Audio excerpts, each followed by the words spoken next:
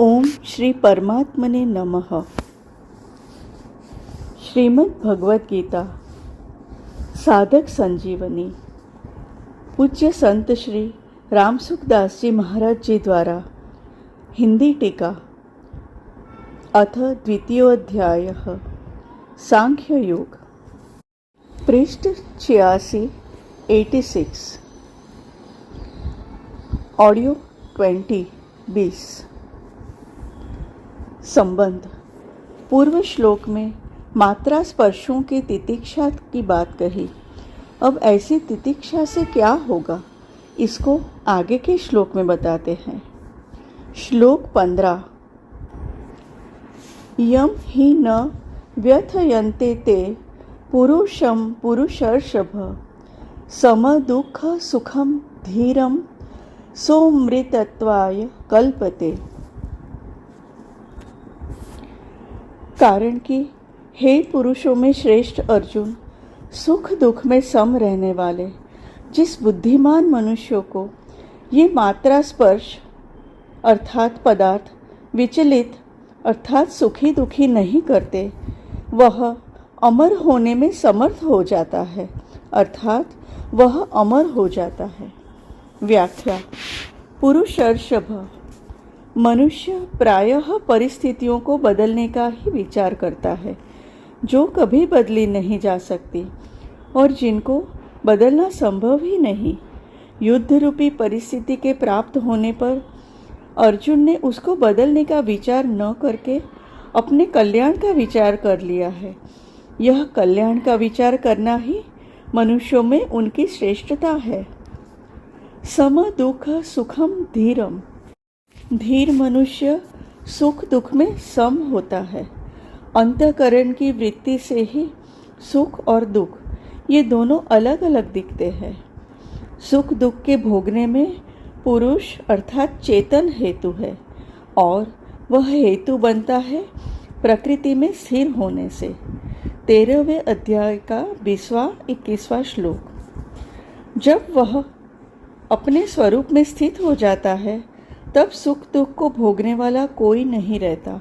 अतः अपने आप में स्थित होने से वह सुख दुख में स्वाभाविक ही सम हो जाता है।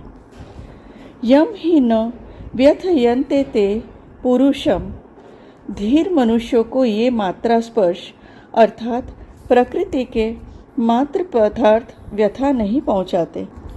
प्राकृत पदार्थों के संयोग से जो सुख होता है वह भी व्यथा है और उन पदार्थों के वियोग से जो दुख होता है वह भी व्यथा है। परंतु जिसकी दृष्टि समता की तरफ है उसको ये प्राकृत पदार्थ सुखी दुखी नहीं कर सकते। समता की तरफ दृष्टि रहने से अनुकूलता को लेकर उस सुख का ज्ञान तो होता है, पर उसका भोग न होने से अंतःकरण में उस सुख का स्थायी रूप से संस्कार नहीं पड़ता। ऐसे ही प्रतिकूलता आने पर उस दुख का ज्ञान तो होता है, पर उसका भोग न होने से अंतःकरण में उस दुख का स्थायी रूप से संस्कार नहीं पड़ता। इस प्रकार सुख दुख के संस्कार न पड़ने से वह व्यथित नहीं होता। तात्पर्य यह हुआ कि अंतःकरण में सुख दुख का ज्ञान होने से वह स्वयं सुखी दुखी नहीं होता। सो अमृतत्वाय कल्पते। ऐसा धीर मनुष्य अमरता के योग्य हो जाता है, अर्थात उसमें अमरता प्राप्त करने की सामर्थ्य आ जाती है।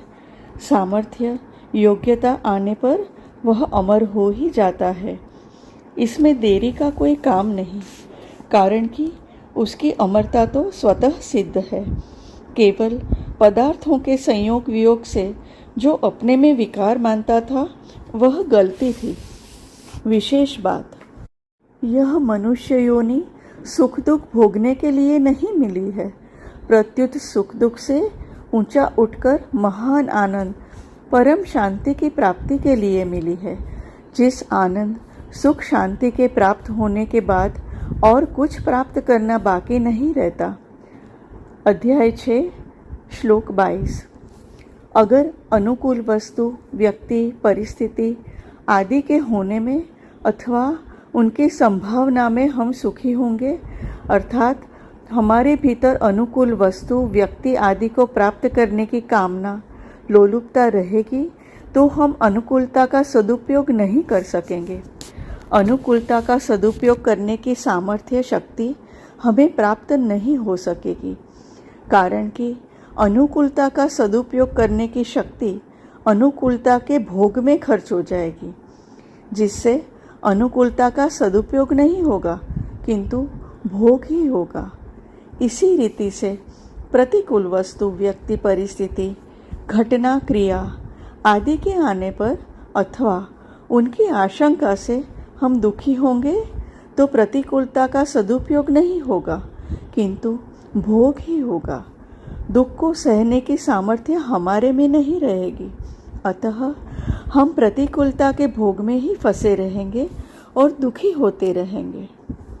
अगर अनुकूल वस्तु, व्यक्ति, परिस्थिति, घटना आदि के प्राप्त होने पर सुख सामग्री का अपने सुख, आराम, सुविधा के लिए उपयोग करेंगे और उससे राजी होंगे तो यह अनुकूलता का भोग हुआ।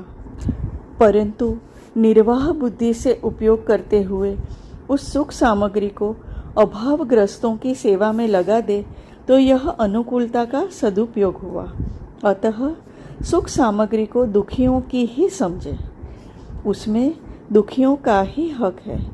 मान लो कि हम लखपति हैं तो हमें लखपति होने का सुख होता है, अभिमान होता है, परंतु यह सब तब होता है जब हमारे सामने कोई लखपति न हो। अगर हमारे सामने हमारे देखने सुनने में जो आते हैं वे सब के सब करोड़पति हो तो क्या हमें लखपति होने का सुख मिलेगा? बिल्कुल नहीं मिलेगा। अतः हमें लखपति होने का सुख तो अभावग्रस्तों ने, दरिद्रों ने ही दिया है।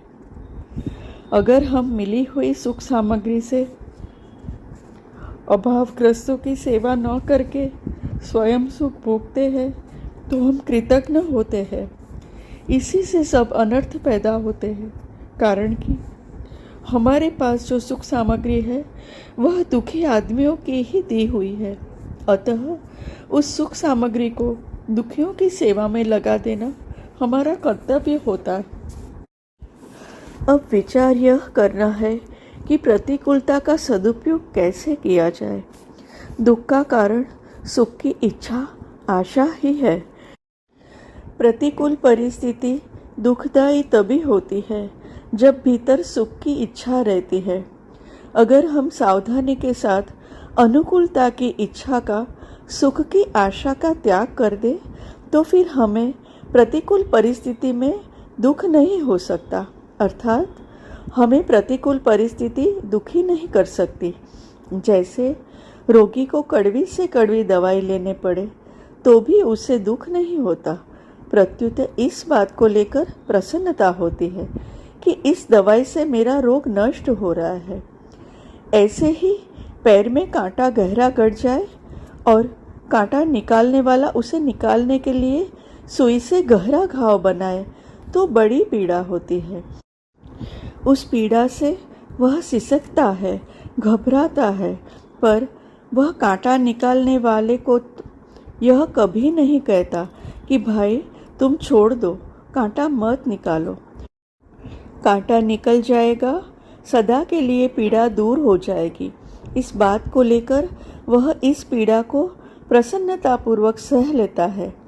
यह जो सुख की इच्छा का त्याग करके दुख को, पीड़ा को प्रसन्नतापूर्वक सहना है, यह प्रतिकूलता का सदुपयोग है। अगर वह कड़वी दवाई लेने से, कांटा निकालने की पीड़ा से दुखी हो जाता है तो यह प्रतिकूलता का भोग है, जिससे उसको भयंकर दुख पाना पड़ेगा।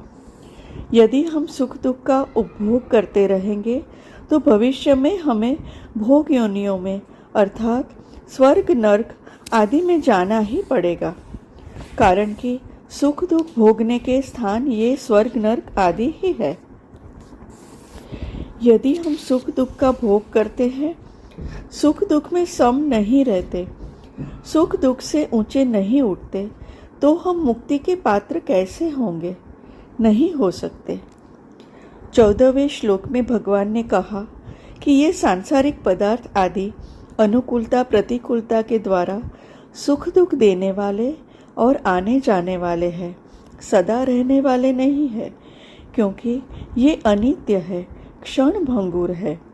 इनके प्राप्त होने पर उसी क्षण इनका नष्ट होना शुरू हो जाता है। इनका संयोग होते ही इनसे वियोग होना शुरू हो जाता है। ये पहले नहीं थे, पीछे नहीं रहेंगे और वर्तमान में भी प्रतिक्षण अभाव में जा रहे हैं। इनको भोग कर हम केवल अपना स्वभाव बिगाड़ रहे हैं, सुख दुख के भोगी बनते जा रहे हैं। सुख दुख के भोगी बनकर हम भोग योनि के ही पात्र बनते जा रहे हैं। फिर हमें मुक्ति कैसे मिलेगी?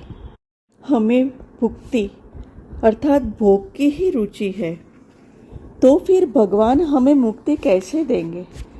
इस प्रकार यदि हम सुख दुख का उपभोग न करके उनका सदुपयोग करेंगे तो हम सुख दुख से ऊंचे उठ जाएंगे और महान आनंद का अनुभव कर लेंगे। परिशिष्ट भाव स्वरूप सत्ता रूप है। सत्ता में कोई व्यथा नहीं है। शरीर में अपनी स्थिति मानने से ही व्यथा होती है। अतः शरीर में अपनी स्थिति मानते हुए कोई भी मनुष्य व्यथा रहित नहीं हो सकता। व्यथा रहित होने का तात्पर्य है प्रिय को प्राप्त होकर हर्षित न होना और अप्रिय को प्राप्त होकर उद्विग्न न होना। 5वें अध्याय का 20वां श्लोक। व्यथा रहित होने से मनुष्य की बुद्धि स्थिर हो जाती है। स्थिर बुद्धिर सम्मूढ़ः। अध्याय 5 श्लोक 20। सुखदायी दुखदायी परिस्थिति से सुखी दुखी होना ही व्यथित होना है। सुखी दुखी होना सुख दुख का भोग है। भोगी व्यक्ति कभी सुखी नहीं रह सकता। साधक को सुख दुख का भोग नहीं करना चाहिए, प्रत्युत सुख दुख का सदुपयोग करना चाहिए। सुखदायी दुखदायी परिस्थिति का प्राप्त होना प्रारब्ध है और उस परिस्थिति को साधन सामग्री मानकर उसका सदुपयोग करना वास्तविक पुरुषार्थ है। इस पुरुषार्थ से अमरता की प्राप्ति हो जाती है। सुख का सदुपयोग है दूसरों को सुख पहुंचाना, उनकी सेवा करना, और दुख का सदुपयोग है सुख की इच्छा का त्याग करना। दुख का सदुपयोग करने पर साधक दुख के कारण की खोज करता है। दुख का कारण है सुख की इच्छा। ये ही संस्पर्शजा भोगा दुख योनयः एव ते। अध्याय 5 श्लोक 22। जो सुख दुख का भोग करता है उस भोगी का पतन हो जाता है और जो सुख दुख का सदुपयोग करता है वह योगी सुख दुख दोनों से ऊंचे उठकर अमरता का अनुभव कर लेता है। हरि ओम।